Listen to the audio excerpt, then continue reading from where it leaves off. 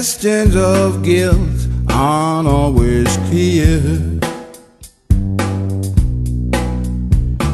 Some men run from a fate they can't avoid.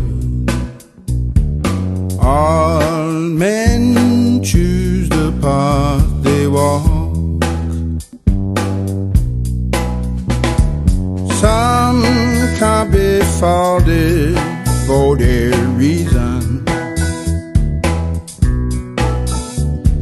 failing to justly intervene. Some men hide from the memories that haunt. All men choose the path they walk.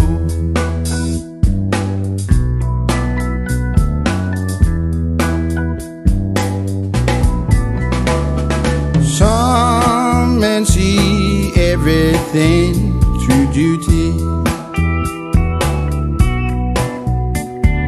cast off responsibility.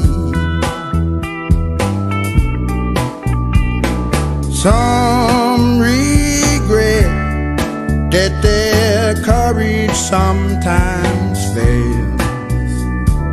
All men choose the path they walk.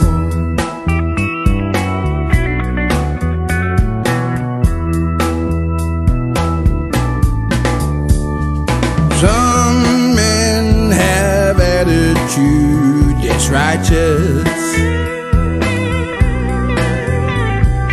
care not about the consequence. Some men fight with the violence inside. All men choose the path they walk.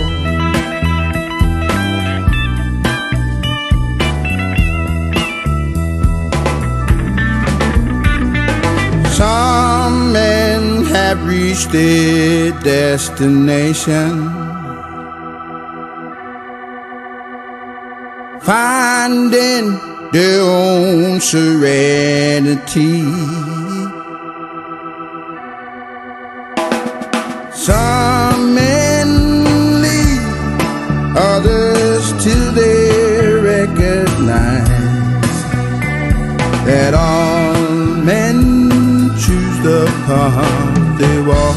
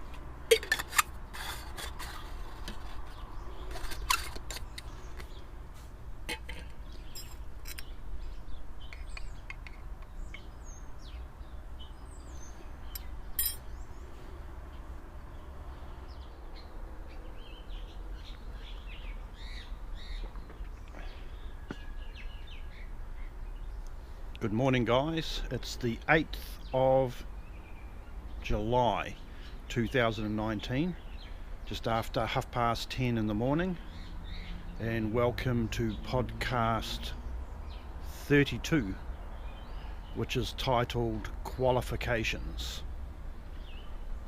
And it's a surprisingly warm and very sunny winter day here in Hawke's Bay. We've had probably a week of rain and wind, So I've been waiting for a break in the weather to get out and film this, and then all of a sudden this morning it's perfectly fine, so here we go. The subject of this podcast is going to be my discussion of my qualifications to make the kinds of statements I'm going to make in the coming podcast series on Hermetic initiation. I've spent about a week and a half or 2 weeks thinking over what the actual subject of the next podcast is going to be, and I figured this is the best place to start, because I know almost as soon as I start talking about the subject of Hermetic initiation, we're going to get some comments from people who are either a little confused or highly questionable about the statements I make, or who are outright angry about some of the kind of statements I'm going to make in this coming podcast series. So I'm hoping that by discussing my qualifications for making the kind of statements I'm going to be making in this coming series, it may help a few people not be so confused or not question so much what I'm going to say, although that's a good idea. Everything I say should be questioned, but I mean, as far as doubt is concerned, that the kind of things I'm saying have any kind of validity at all, and hopefully it'll help squash a bit of the anger about the kinds of things that I'll be saying, primarily because my statements are not entirely based on theory or my personal opinions or beliefs or preferences, but they're based on a lot of hard evidence, hard experimental evidence. So in this podcast, I'm going to discuss exactly the nature of the evidence which lies behind the kind of statements I'm about to make in the coming podcast series. And I also feel that it's probably a good idea to do this now, because there are probably a number of people watching these podcasts who don't have any experience or knowledge of the kinds of experience I have in my background, and some people won't even be aware that these things exist or are an issue where studying the Western Hermetic tradition is concerned. So I'm going to go into quite a bit of detail here about my background, theory, study, research, where the concept of Hermetic initiation is concerned. So I think the best place to begin is at the beginning, and that is that I have been a member of a number of organised and respectable Western Hermetic schools, mystery schools, or occult fraternities or societies, or whatever you want to call them. Respected ones that are considered in the mainstream, that if you have experience in them, that you probably have a better understanding than your average lone researcher who doesn't join groups, and it's generally considered that these groups contain a lot more experience, a lot more knowledge, because of the kind of experience that they provide in a practical way to their membership. So the first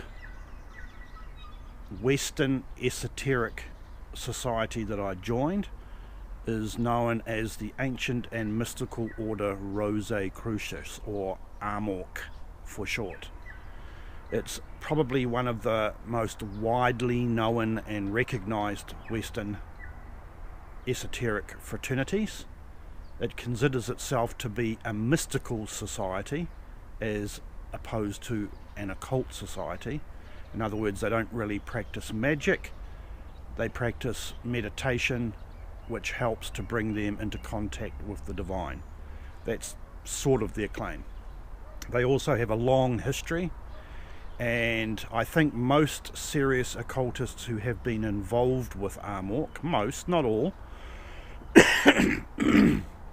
would agree that AMORC, out of all the most well-known and respected occult fraternities, is probably the most superficial and kindergarten-like organisation that you can join.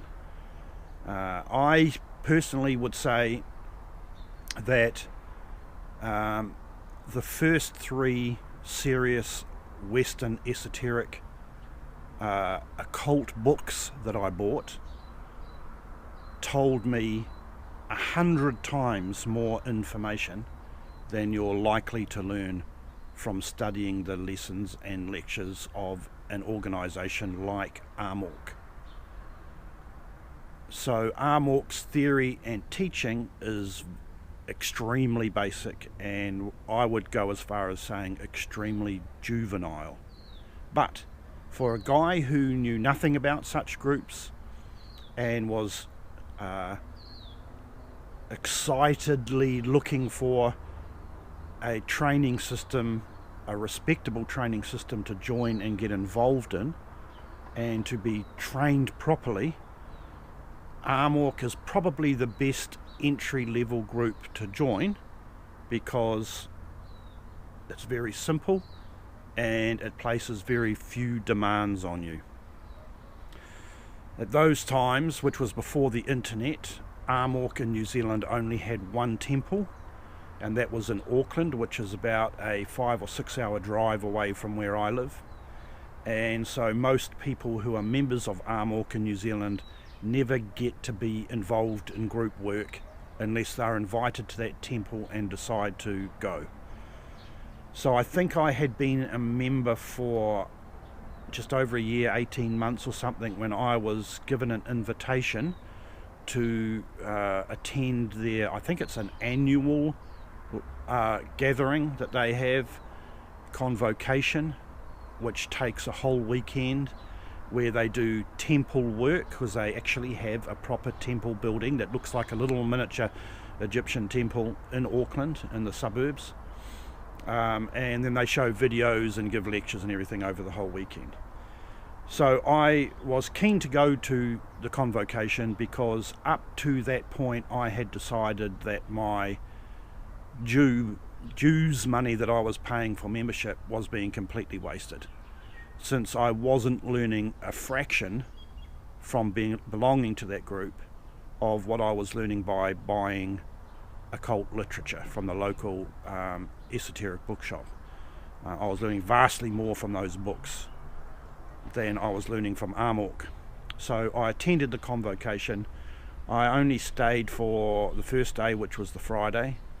I think it was Friday afternoon, was the meet and greet, and then stayed for the Saturday morning, which was a temple sort of ritual thing, and then a gathering at a conference room where they were having movies and lectures, and then a lunch or something. But I decided before I went there that based on what happened when I was at that Convocation, I was going to make my decision as to whether to stay or leave AMORC. I figured maybe there was something more heavy going on inside the temple than you were getting in your lectures, and that's where the cool stuff was. But what I discovered by late Saturday morning on that long weekend was that it was pathetic. It was absolutely pathetic. I grew up in a religious family.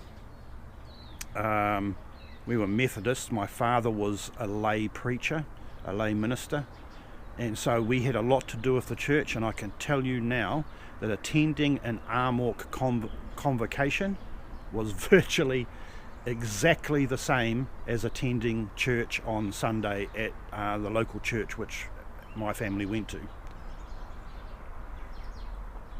There was a lecture given by the Grand Master of New Zealand on Kabbalah, which was the most pathetic lecture I think I've ever heard in my whole life, and it was quite obvious that the guy really didn't know what he was talking about and was just repeating a bunch of kindergarten information from some pulp occult novel or something that he had bought and he was just doing it for the event.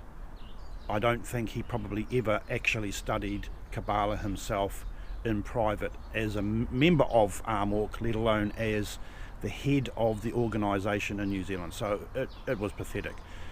The temple was beautiful. It was great being in there. The little ritual thing that they did was kind of fun because I had never been involved in anything like that before, but they had nothing to offer.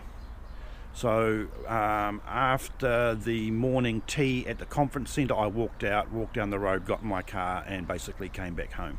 So that was the end of my AMORC membership. But there are some important qualifications involved in having belonged to AMORC. For a start, I know what belonging to AMORC is like, and there are a lot of people, especially in the alchemical community, especially among the older students of alchemy who are still members of AMORC and have been for years, plus Frade Albertus, who is probably one of the most famous alchemists in modern time, was also a member of AMORC and developed his alchemical understanding at the AMORC University in San Jose, California. So there's a lot of history of laboratory alchemy generally tied up in AMORC, who at one time actually taught classes in basic laboratory alchemy and did some secret private experiments in advanced mineral alchemy. So I understand what Albertus went through. I understand some of the core teachings and conditions of teachings that influenced that guy and the way he thought and what he thought was acceptable as far as constructing his own school and teaching people were concerned.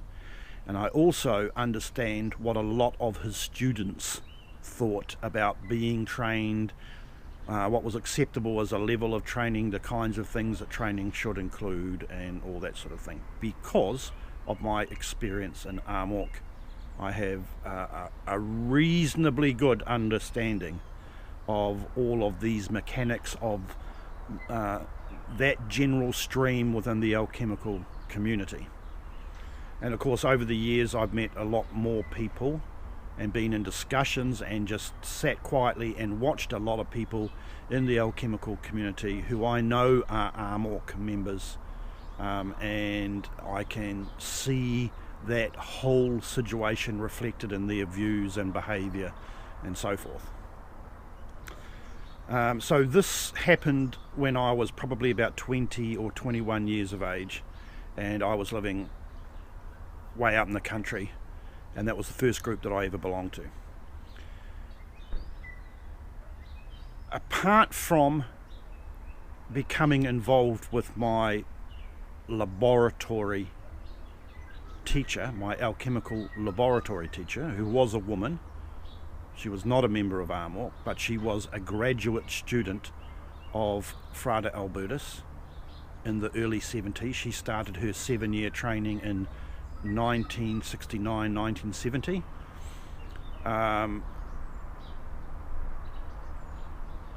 Where initiation is concerned, there's not a lot I have to say about her because my relationship with her was primarily about lab alchemy.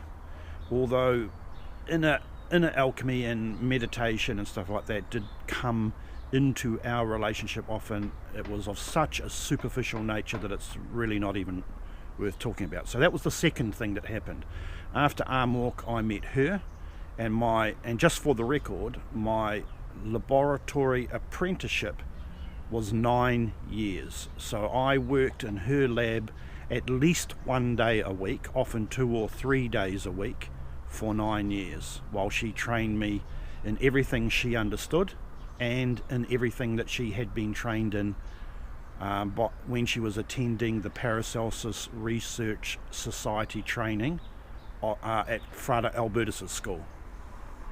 So it took her 7 years to learn all that stuff. It took me 9 because, of course, after having left PRS and graduating, she developed her understanding quite a bit more and taught me also all that stuff. Plus, we were very good friends by that time, and the whole training just really dragged and extended on a lot further until it got to a point where it was obvious there was nothing more that I could learn, and that I was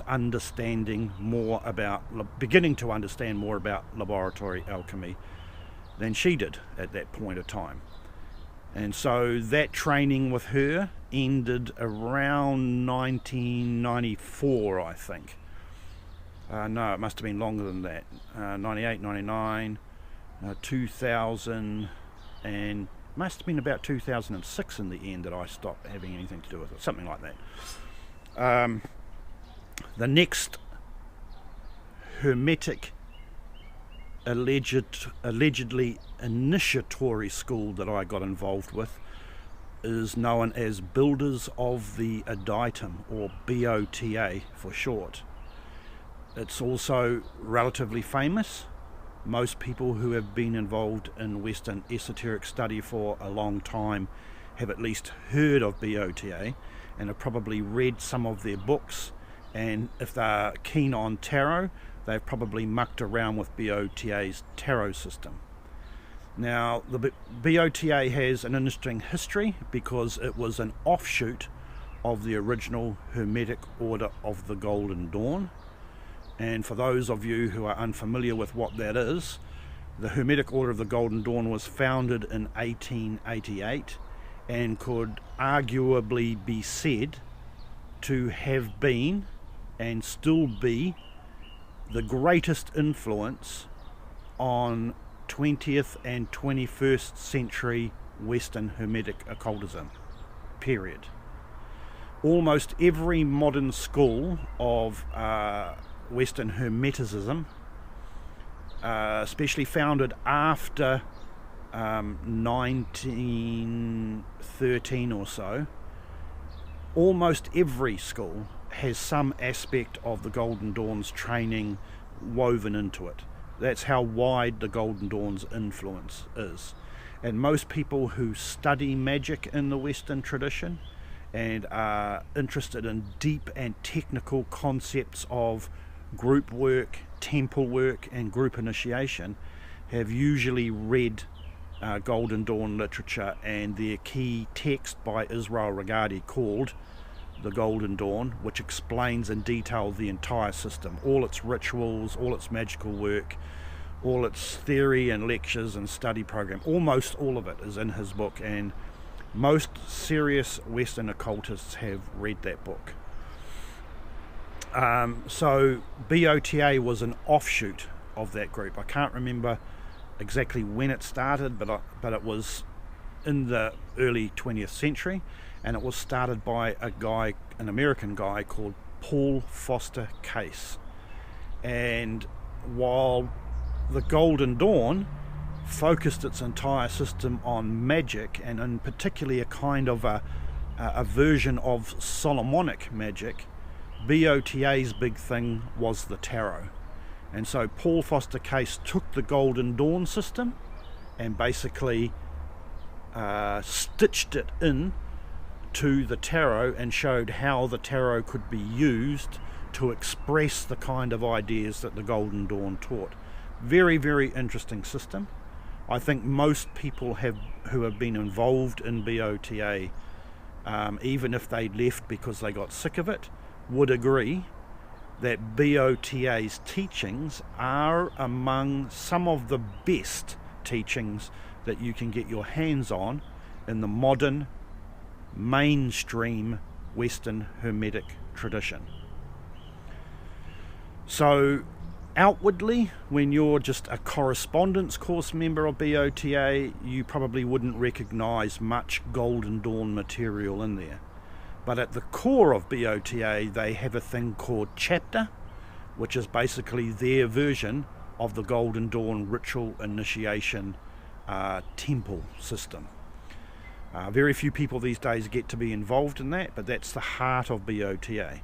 On the outside of BOTA, like when you're in the outer order or the outer levels of teaching, and you're probably only just receiving their correspondence courses, everything is about them teaching you the most complex and interesting and artful instruction in the tarot that's available today, par excellence. Nobody else has produced as much interesting information and woven it all together into such a well-designed instruction course as BOTA has. So if you're very interested in tarot, that's the place to go if you've never heard of it. So I was a member of BOTA for about 5 or 6 years, I think, starting in the early 90s. I started off as a correspondence member, then I started going to one of their study groups, then I joined a private study group, which was being run by one of their most senior members. An important thing to understand about BOTA back in those days, in the early 90s, was even though the head of that order, that fraternity, was originally in the US, and the next important person, Ann Davies, who took over after Paul Foster Case's death, she was an American also. At the time I joined, the head of the order was actually living in New Zealand, and he was a Kiwi, Will Chesterman. So one of the interesting things about belonging to BOTA back then was that it gave me the ability to regularly interact with the highest ranking members of one of the biggest and most well-known Western Hermetic secret societies or fraternities, or whatever you like to call them. I met Will Chesterman a lot. I talked to him a lot. I talked to his closest confidants a lot. I went to temple ritual meetings in Wellington at their headquarters there a number of times. I was a member of their study group that was being run by one of his lieutenants, if you like to call it that. So I was at that stage about 2 or 3 years into my study, already getting a good look into the highest levels of how these internationally organized esoteric fraternities operate and what they're really like, what the people who are at the top are really like, how much they really understand, and how things function and operate on an administration aspect of such groups. That was really the first time that I got myself involved in the upper levels. One of the reasons why I joined BOTA is that I was recommended to them by my laboratory teacher, because she had been a member for 20 odd years or more. She had done all of their correspondence course, which is about 15 years of instruction or something like that. So at one time or another, I either received or read from her archive every lecture that BOTA produced, so I know their entire system. I know what it's supposed to do. I've read all their secret techniques and meditations. I've read that they, even though they are tarot based, they consider themselves at the very heart of their tradition to be an alchemical fraternity. And this is important because, and the way it works is like this: when Paul Foster Case was running BOTA, he wrote all its lectures up to a certain level, and the last lot of those lectures was called The Great Work, and it was his version of what he believed alchemy to be. Having read those lectures, it's quite obvious that Case was never involved in the lab tradition and really didn't believe that it was real. So his alchemical lectures are basically meditative and Kabbalistic, heavily Kabbalistic. And they don't teach any lab alchemy, and they don't teach that lab alchemy is an accurate thing that you should go chasing after. But Case very carefully hedged his words and didn't say outright lab alchemy is a load of bullshit. Nevertheless, most of their members and the ruling committee in the US at the time I was involved certainly believed that lab alchemy was a load of bullshit.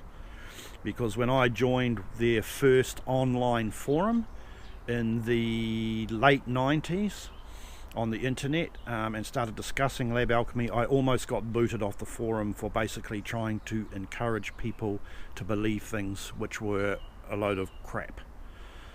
Didn't happen, but there were serious rumours that I should keep my mouth shut if I wanted to stay subscribed to the forum. Then after Case died and Anne Davies took over, she wrote another whole bunch of lectures that, interestingly enough, were based on, what's her name? Alice Bailey's series of books on esoteric psychology. And Davies got that idea for that advanced instruction from the advanced inner order work that was happening in the Golden Dawn at the time, because they were doing the same thing, trying to construct a highly advanced teaching for their upper levels of instruction, which hadn't existed before. This is in around 1915 to about 1940, from Alice Bailey's esoteric psychology books. So if you ever want to know what these kind of schools were teaching at their most advanced levels, it was only for a short period of time with the Golden Dawn, but it's still being done in BOTA today. Look for Alice Bailey's books on esoteric psychology. They converted that into either a mystical or a magical version of Bailey's writings, and BOTA, of course, heavily dressed it up in tarot. So Paul Foster Case's The Great Work lectures were, at the time when he was alive, the summit of their system. So that's the same as saying the very core, deep, secret teachings that we have at the end of our instruction are on alchemy. And this is what we believe about alchemy. And of course there was no lab work there.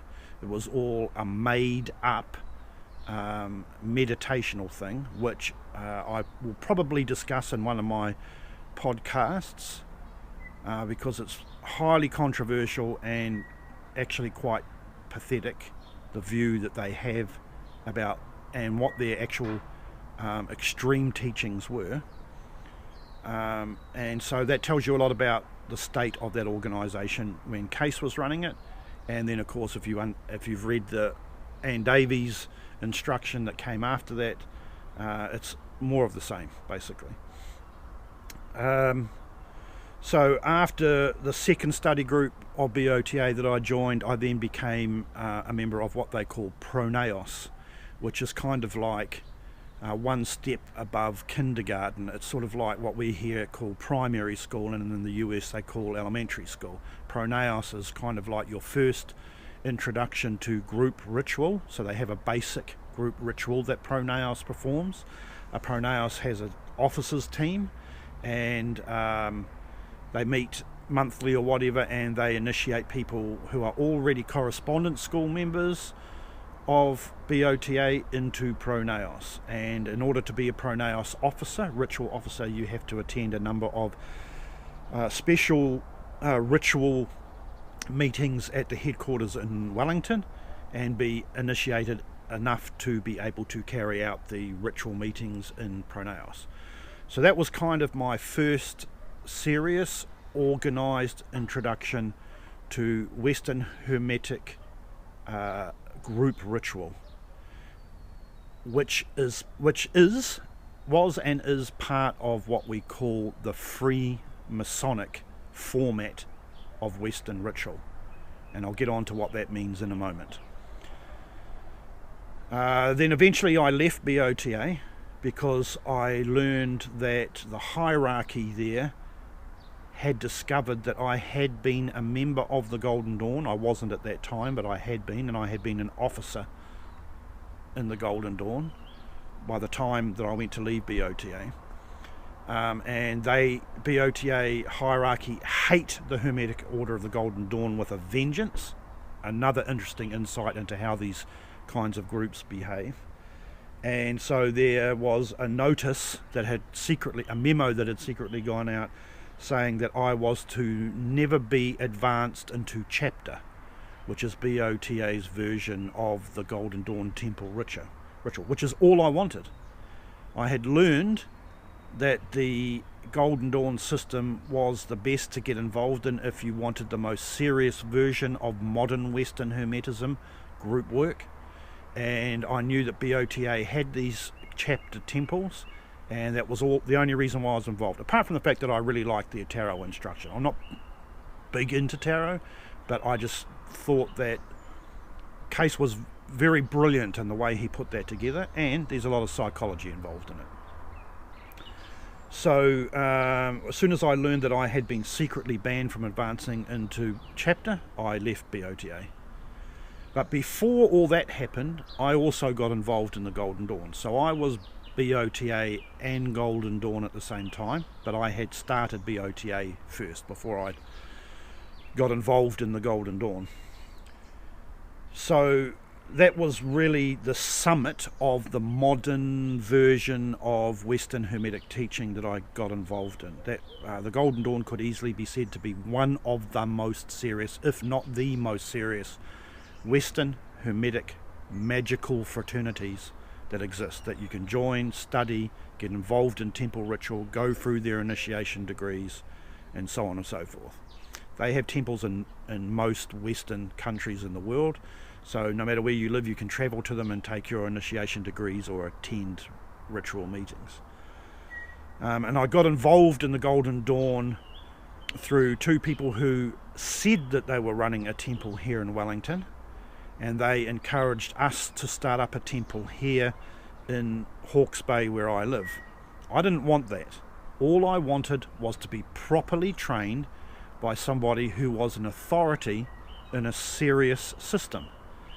But for reasons that I didn't understand then, these two people, husband and wife, wouldn't do that. I'm not going to mention them because they're well known, and there's a lot of nasty business associated with my connection with these two people because of anyone who knows about the Golden Dawn. There's a lot of bad behavior inside that fraternity, besides all the benefits that it has and the great instruction that it provides and the amazing rituals that they provide. The politics are outrageously disgusting, worse than any other group that I have been involved in. So I'm not going to mention who they are. Anybody who knows the history of the Golden Dawn will be aware of who I'm talking about. So we set up a temple here in Hawke's Bay.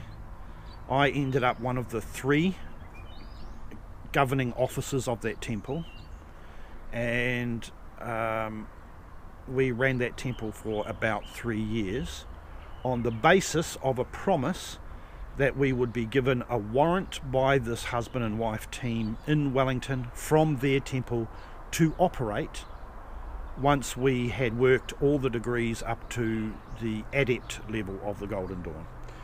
So we followed all their instruction, we did everything that was required of us, and then when we got to the adept level, they reneged on their promise.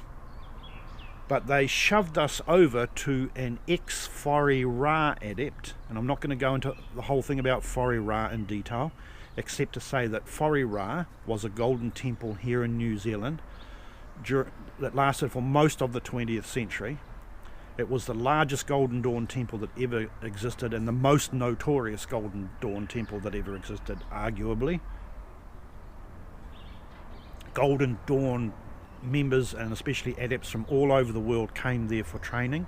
They had their own house that they built with a huge basement temple underneath. They had hundreds of members, and it was run by a guy called Dr. Falcon, who was one of the original first generation Golden Dawn adepts. So we were introduced to an ex-Fori Ra adept, and our temple obtained a warrant from that individual in the end, and then we started functioning as one of the few ever existing Golden Dawn temples who can actually trace its lineage back to the original order and the first generation of Fori Ra adepts.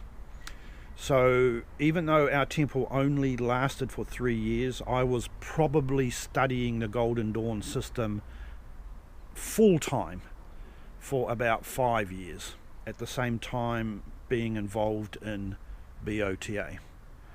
And then I left the Golden Dawn, and I was still a member of BOTA at the time I joined Pronaos. I was not a member of BOTA. BOTA Pronaos, I was already out of the Golden Dawn, and we had already closed our temple down. So I learned everything about the Golden Dawn system. I even had a near complete set of original Golden Dawn lectures, manuscripts and rituals which we had received from the ex-Fori Ra adept who had given us our warrant. He actually died a year after he gave us our warrant, and in his will we were given his entire collection of original Golden Dawn documents. So I've also seen everything written in original hand. I've read documents that were owned by Falcon and written by him, owned by Mathers and written by him, and I've seen documents that were owned by Crowley while he was a member of the Hermetic Order of the Golden Dawn. So I have a huge familiarity with that system. I've seen all the degrees worked up to portal, and I have officiated in a good number of those degrees. We ran our own temple with all the equipment to run the outer order, and therefore I was deeply immersed in that system full time for about 5 years. And I mean full time. I wasn't actually employed at that time. My job was to run that temple, and we had at one stage about 200 members, most of which were New Zealanders, but we had a lot of corresponding members as well who were keen to be part of the original tradition. And then eventually in about 93, 94 or something like that, we started moving towards closing down our temple, because the couple that were promising us in Wellington that they were going to give their stamp of approval to what we were doing and to train us properly reneged on their promise. And as far as I was concerned, my original reason for being involved in the Golden Dawn, which was to take all of the degrees in a proper established temple and be trained by somebody who was an authoritative position to give training, so that I could by the end claim to actually have been involved in a real temple and had real training. It never happened really in the end. So the whole exercise became pointless. Now, in order to expand on what was happening around that time when we closed our Golden Dawn temple, we have to go back a bit. When I first met my lab teacher, when I was in my early 20s, because she was the last operating laboratory alchemist in New Zealand, and I know that for a fact because I know all the people who attended classes here in New Zealand through her, and she still kept in contact with them, and she was the only one still doing lab work. New Zealand is a very small population, and it's not hard to keep track of something like laboratory alchemy here. Myself and a small group of other people who were studying with my teacher decided that we would found our own little society, Alchemical society, to preserve the teachings that our teacher was giving us for the benefit of New Zealanders. That was our original mission statement, to preserve and expand upon the teachings that she was giving us from Frater Albertus for the benefit of anyone else in New Zealand who wanted to study that system, remembering that this is before the internet. That group that we founded, which was in about 1989, still exists today and is known as the Haredim group, which I still teach and govern at the moment, and which largely trains over the internet in both the inner work and in laboratory alchemy. So we've been operating that group now in various ways in an unbroken line for 30 years or so now. And as I said, that group is now known and has been known since about 2000 as the Haredim group. So when the Golden Dawn shut down, we had considered that Golden Dawn temple to be like the container of that original Haredim group. We were teaching laboratory alchemy in there and using that Golden Dawn temple as our vehicle for teaching not only the Golden Dawn system but Albertus's alchemical system in New Zealand and to overseas corresponding students. So when we closed it down, the system had to change. We did not want to stop what we were originally got together for, what we originally founded our group for, which was to preserve Albertus's teachings.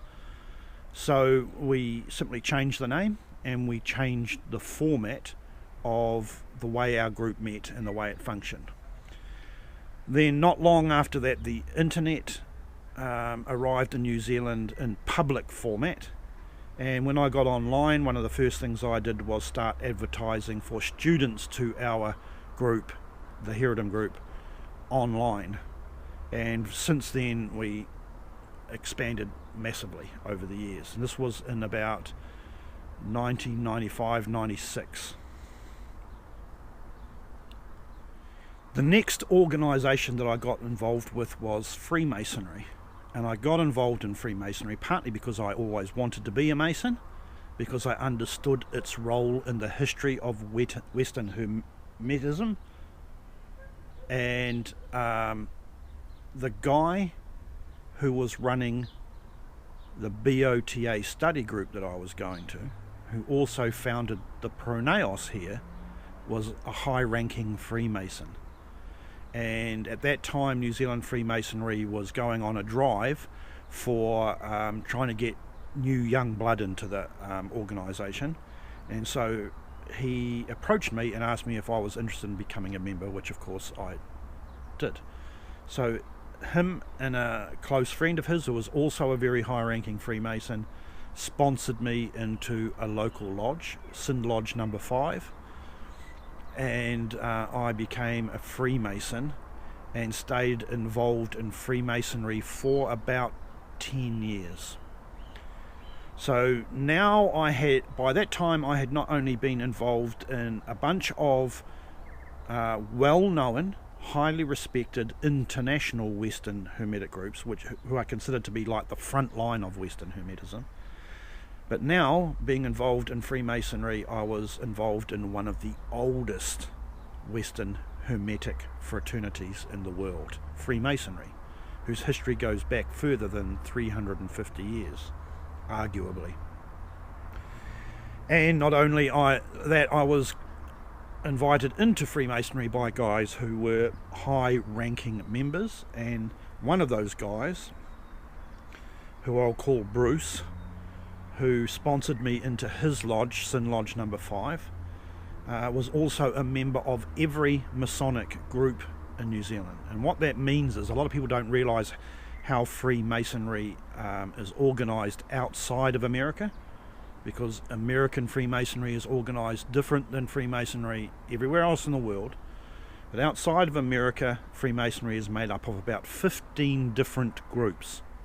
They're all independent, largely, and they have their own governing authorities, or grand lodges, or whatever you want to call them, and they operate as independent societies, but all under the banner of Freemasonry. In America, a lot of this has been bunched together into a couple of large organisations that govern themselves outside of craft masonry, which is the beginning level. But here it's different, they're all separate. So I ended up joining most of those groups. I was secretary in a number of them, and I was also hobnobbing with a lot of people who were functioning at the highest levels of Freemasonry. People who had been Grand Masters, people who had been Grand Masters of the Grand Priory in New Zealand. I was initiated into the Knights Templar by the Grand Master of the Grand Priory of New Zealand. My Royal Arch chapter that I belonged to, the guy who invited me in there and was the head honcho who oversaw my initiation, my exaltation into the Royal Arch, was also second in charge of Royal Arch Freemasonry in New Zealand at the time, so on and so forth. I'm not bragging here, but I'm making the point that in most of these groups that I got involved in, I was rubbing shoulders with people at the highest levels. So when people try to argue, oh, but these people at the highest levels are all secretive and they're doing things that the people at the lower levels don't know, and stuff is going on that's all weird and everything, it's rubbish. I saw what was happening. I had dinner with these people in their homes. I went to pubs and drank with them. I socialized with them, and I attended many ritual meetings with them. And where Freemasonry was concerned, that meant many meetings all over the country here, because visiting different lodges and chapters and Masonic organisations in New Zealand is a big part of Freemasonry. And that way you make a lot of connections, people get to know you, you get to know them, and when they trust you, you get to be eased into an understanding of the mechanics of how these organisations operate. So that's kind of sums up my history of being involved in esoteric fraternities. And the important thing that came out of that is I've seen a wide range of teaching. I know what's being taught at the inner level secret instruction in these groups. I've also hobnobbed and rubbed shoulders with the highest authorities in many of these groups, who are supposed to be the highest expression of those teachings, people who have the highest understanding and have gone the furthest with those teachings. And so I know really what those people are like. I know really what they understand. I know really what they're teaching. And all of that has had a huge impact on the way I approach Hermetism myself.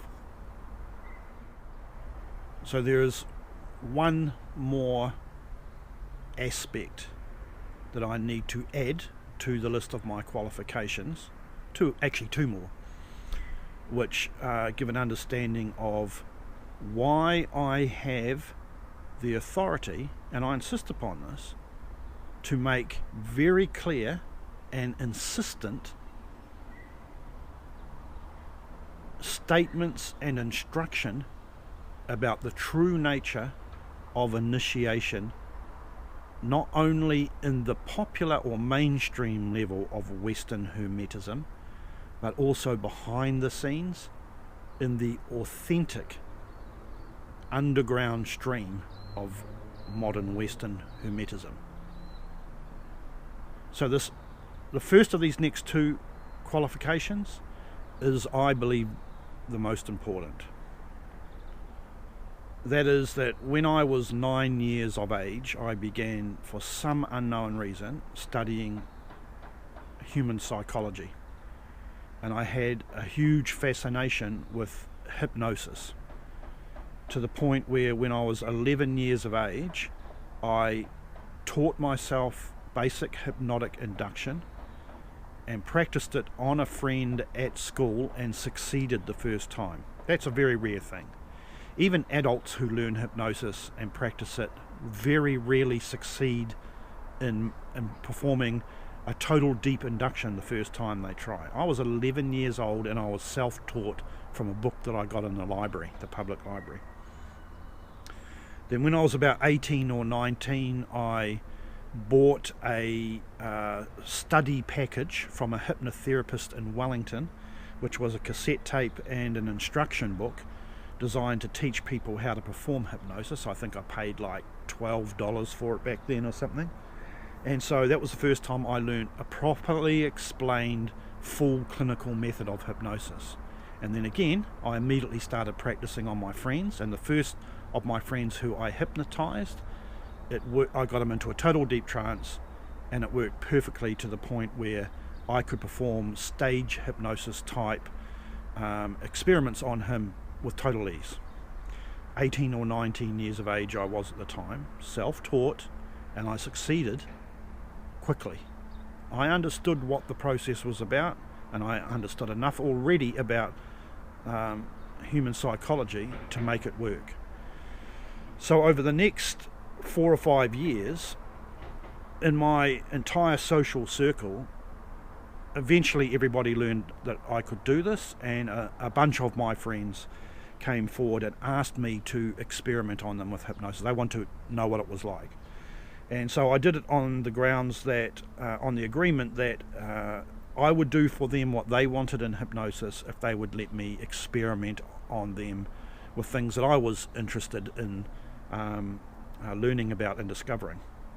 And a bunch of that was, I was very interested in learning whether Some things claimed in esoteric circles were true. Things like astral projection, telepathy, clairvoyance, clairaudence, and so on. I used hypnosis to try and find out whether or not these things were true. And I experimented on some good subjects and some bad subjects. And so over the next 4 odd years, doing this 3 or 4 times a week often, with some people who were extremely good subjects, I learnt an enormous amount about the structure and function of the mind. And I still was not reading standard textbooks on psychology by the founding fathers of psychology or by modern well-known psychoanalysts or psychotherapists. I was largely still teaching myself and experimenting on a mixture of psychology and esoteric psychology or occultism. And I discovered an enormous amount. The next thing that happened with this interest in hypnosis and hypnotherapy was that the woman who taught me laboratory alchemy, who also ran an occult bookshop where I was getting all my occult literature from, discovered that an organisation in Taupo, which is about a 1.5 hour drive from here, and they hold conferences largely for New Age and esoteric kinds of things, was running a course by a group out of America who were known as the Alchemical Hypnotherapy Institute, and they were running 2-week-long trainings here, and the first one was about to happen about 3 months away. The fact that it was called Alchemical Hypnotherapy and the fact that I was involved in both alchemy and hypnosis at the time, was unavoidable. So I took out a loan to pay for the fees because it was a live-in training, so you had to not only pay for your accommodation, you had to pay for your food as well and for the training. It's quite a bit of money back in those days for a young guy. And I went on that 2-week training, which was not only to provide you with therapy, but to train you as an alchemical hypnotherapist. In other words, to give you qualifications as a hypnotherapist. So after my first year there, I was a qualified hypnotherapist recognised by the American Council of Hypnotherapists and recognised in New Zealand by the Psychotherapy Association. So I subsequently went back for the next 2 years trainings to advance my training and also to work as an instructor and to deliver lectures on unusual subjects that I had come to discover about hypnosis, some of which were esoteric things that I had learned that I was delivering to the other students on the course and showing them how to work those processes at the same time. So this was about the height. The first year I went on that training was about the height of our Golden Dawn temple, so I was heavily involved in the Golden Dawn at the time. By the time I finished the 3rd year training and my partner gave birth to our first child, the Golden Dawn was already over by that time and I wasn't involved in it anymore, and we were already still running the Haredim group but under a whole different format.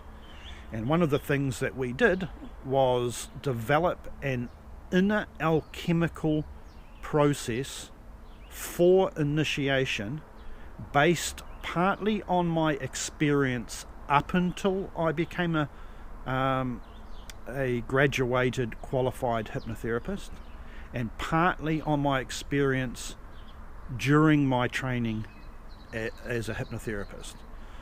So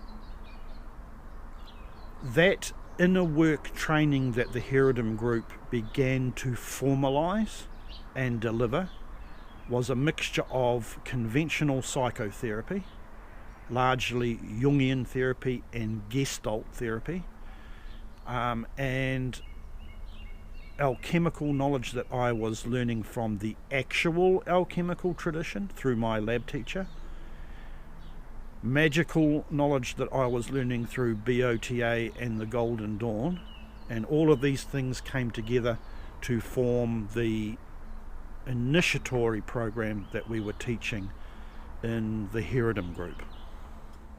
What this meant was that by the year 2000, when the Haredim group was structured in the way that it exists now, the format that it teaches in now was first structured in the year 2000.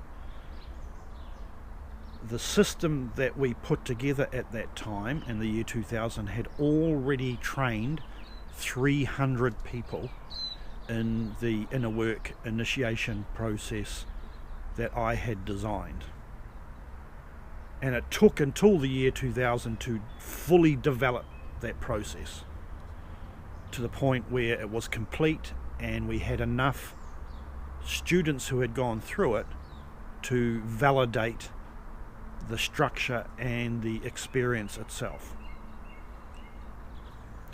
So there's an important thing that needs to be understood at this stage about what real, authentic Western Hermetic initiation and training is all about. I'm not talking about lab alchemy, and I'm not talking about learning the rudiments of magic. I'm talking about the process of initiation itself. And the Golden Dawn was the first group which really formalized this concept, which became the backbone of the most serious spiritual development level of Western training. This concept had existed before in ancient times, but had been lost during the late 1600s and 1700s, and had been rediscovered and began to be redeveloped again at the end of the 1800s into the 1900s. And this concept is that the summit of the initiatory process is a thing called, which is commonly called knowledge and conversation with the holy guardian angel. And this concept comes from a book called The Sacred Magic of Abramelin the Mage. So if you're listening to this podcast and you've never heard of this concept before or that book, I strongly advise you to go and buy yourself a copy, research what the different editions are about, because there are some that are better than others.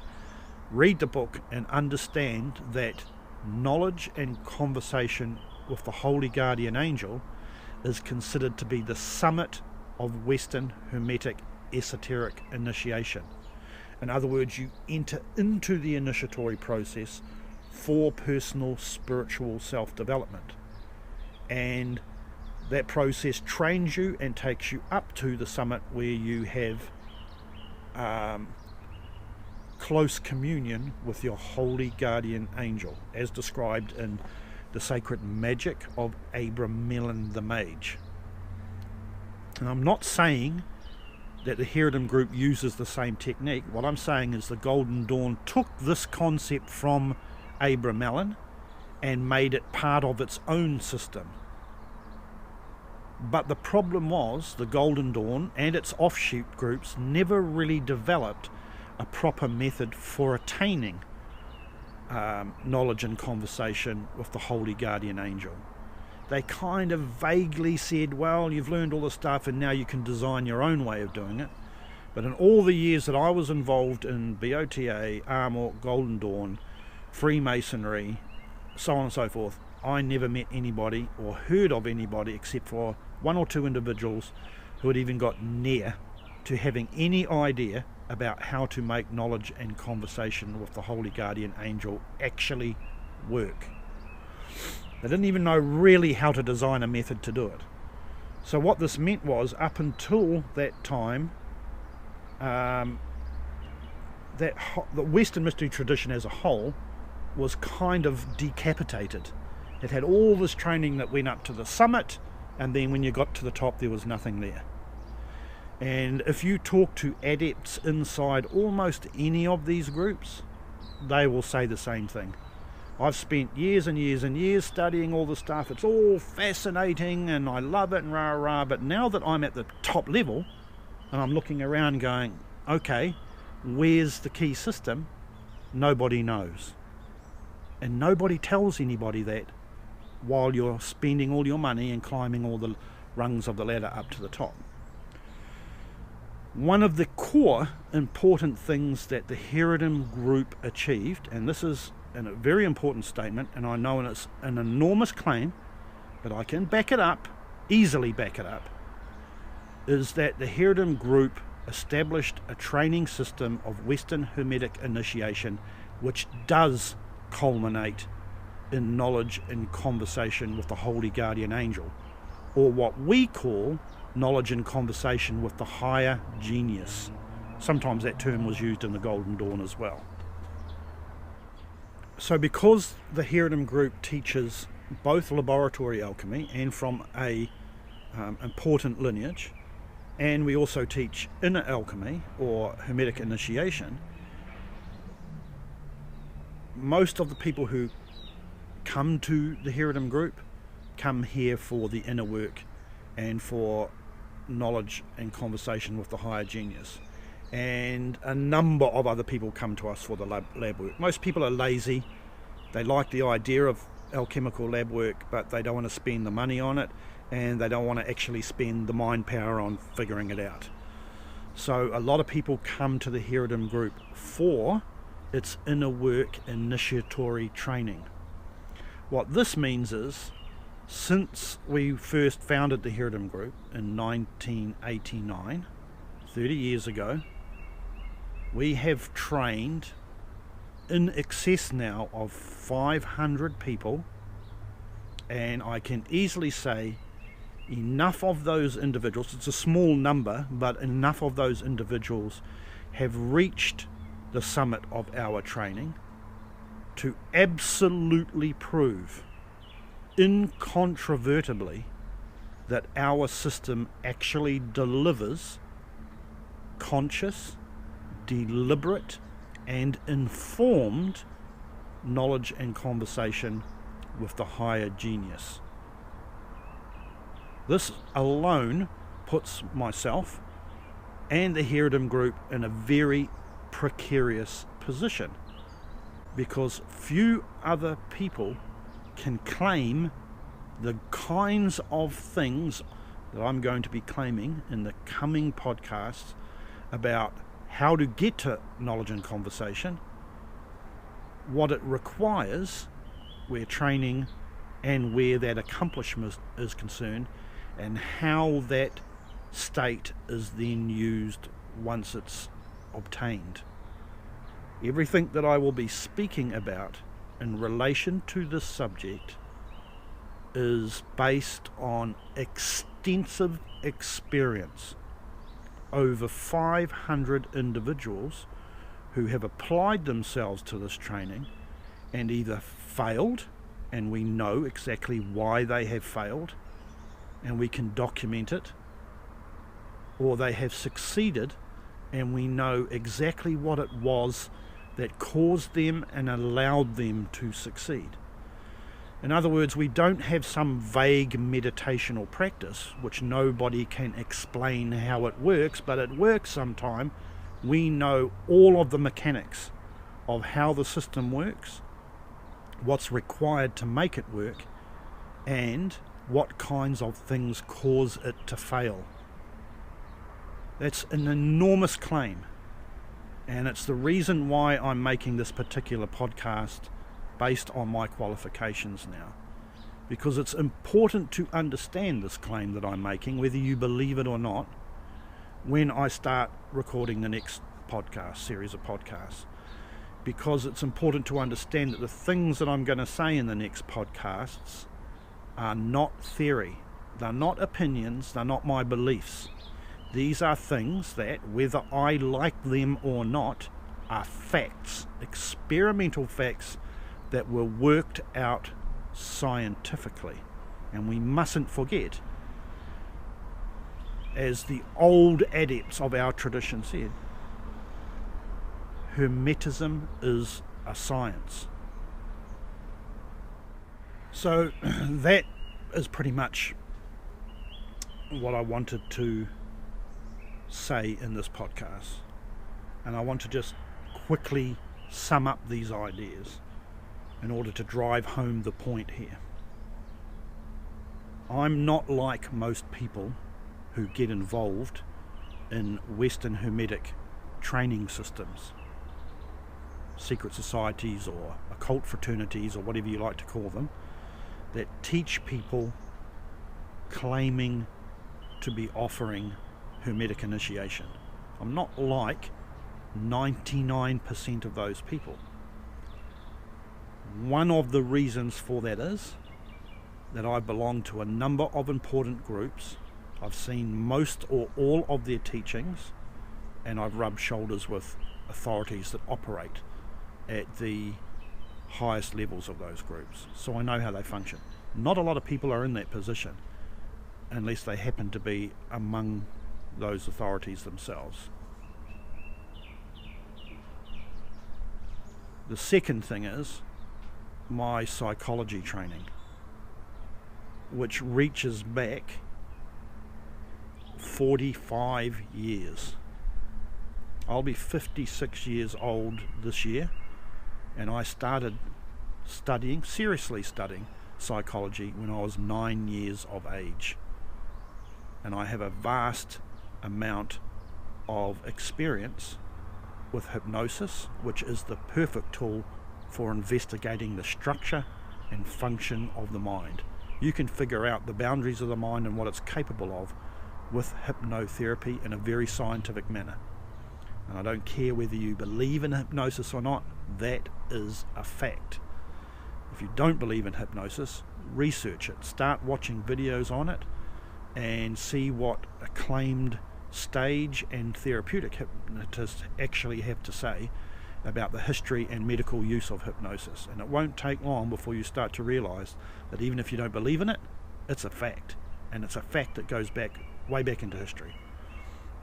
So that's the second important facet of my qualifications, which most other Western Hermetic students of the occult don't have, and that is that I am not only a qualified therapist, psychotherapist, I have an enormous amount of experience with human psychology, both in theory and in practice. The third important thing is that initiation is a psychological process. It deals with the mind. A lot of people don't like to hear that or believe it, but these people do not understand what psychology is, what psychology understands, and what can be learned from psychology where occultism is concerned.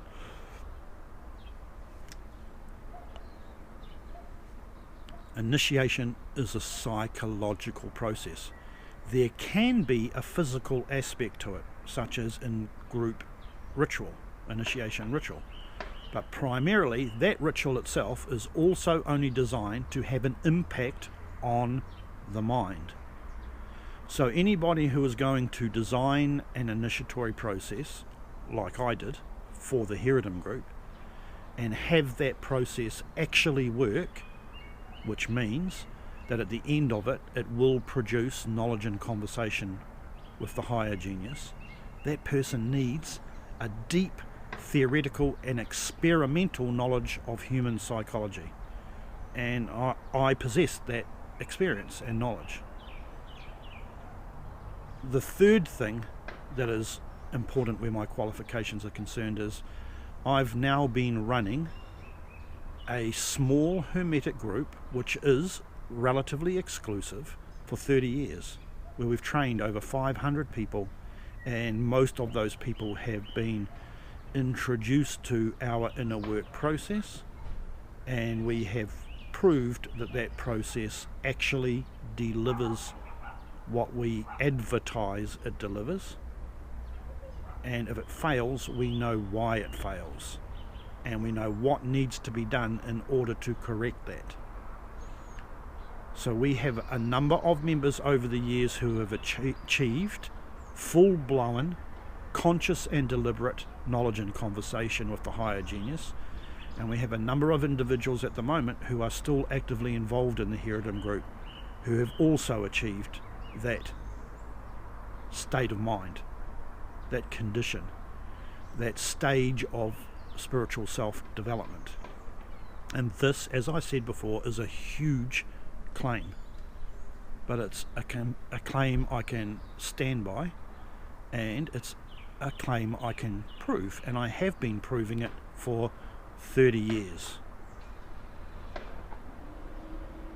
All of this experience and knowledge in one bag is now going to go into the next series of podcasts, where I'm going to break down my understanding of initiation and describe what an aspirant or seeker after initiation needs to understand, the personality characteristics that they need to acquire or already have, what the training in proper authentic initiation is really about, and what the goal of that training really is all about. What is knowledge and conversation with the higher genius really about? What's it like when you get there? What do you do with it?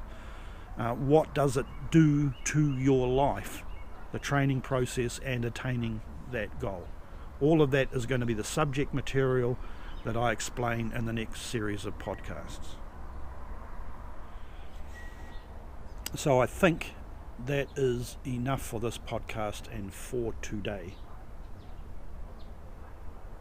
Thanks for listening if you stayed through to this point, and I hope that this podcast gives at least some of you inspiration to stay and listen to the ones that are about to be described. And I remind anybody who gets upset about what I have to say in the coming podcast to come back and re-listen to what I've said here, because you can get as angry as you like, but facts are facts. Reliably repeatable facts can't be denied. See you in the next podcast. Some men are prone to misadventure. Questions of guilt aren't always clear. Some men run from a fate they can't avoid. All men choose the path they walk. Some can't be faulted for their reason,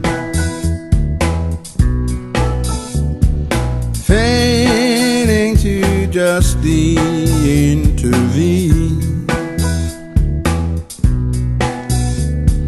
Some men hide from the memories that haunt. All men choose the path they walk.